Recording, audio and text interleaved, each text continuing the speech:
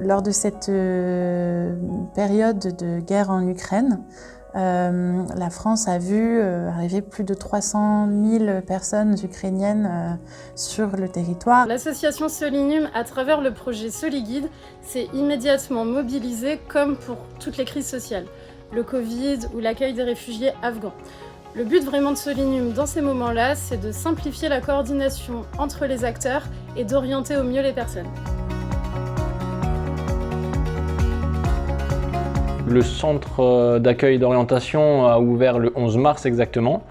Et sur les deux, même sur le premier mois, en moyenne, on accueillait une centaine de personnes par jour. Il faut être bien coordonné pour pouvoir accueillir ces personnes dignement et aussi leur proposer nourriture, soins et en tout cas toutes les réponses qui conviennent le plus à leurs besoins. Il a fallu donc trouver des solutions de relogement et d'insertion.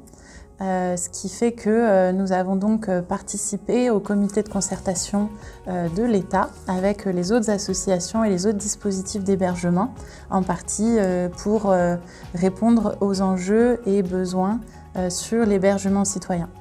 En effet, lors de cette crise, beaucoup d'initiatives locales se sont passées. Beaucoup de personnes ont souhaité ouvrir leurs portes, ce qui était très beau. Les associations se sont retrouvées débordées et en difficulté pour soutenir tous ces hébergements qui sont en cours. Puisque l'hébergement citoyen ne se fait pas tout seul, il y a besoin vraiment d'un encadrement pour éviter certaines dérives et éviter des problématiques de cohabitation. Une autre difficulté qu'on a dû observer, c'est la courte durée des hébergements solidaires. Car la plupart des hébergements, surtout les hébergements vides, sont des logements touristiques à la base. Donc ça, c'était un sacré challenge de reloger un grand nombre de familles très rapidement. Le plus dur, ça a été la question de l'interprétariat et les problèmes liés à la langue. Échanger avec les déplacés n'a pas été facile. On pensait que l'anglais aurait suffi, mais on s'est rendu compte très vite que c'était pas le cas. Le projet Croix-Rouge Bonjour a été créé pour venir en aide aux personnes fuyant l'Ukraine. Il se définit sous 3 grands volets. Le premier, c'est le volet présentiel, avec l'accueil des personnes en gare par les bénévoles.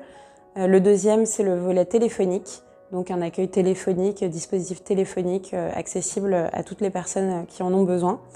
Et le troisième volet, c'était le volet numérique avec le site Croix-Rouge Bonjour. La Croix-Rouge française, en tant que tiers de confiance en France, s'est positionnée pour apporter cette aide numérique aux personnes qui fuyaient l'Ukraine.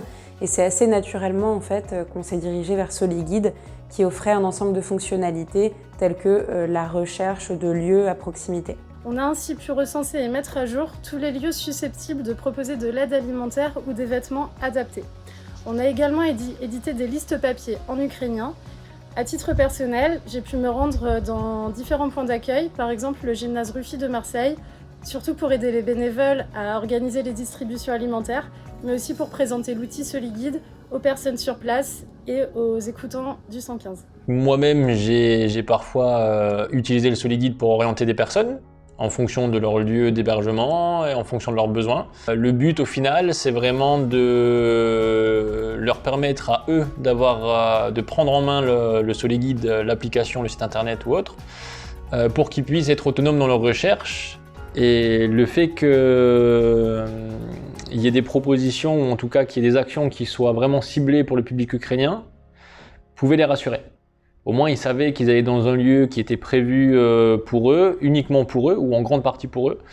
Savoir qu'il y avait des gens qui étaient là pour tout simplement présents pendant une période qui n'est pas forcément évidente. Au total, entre le mois de mars et le mois de septembre, ce sont 63 000 orientations qui ont été permises grâce à Soliguide au niveau de la France.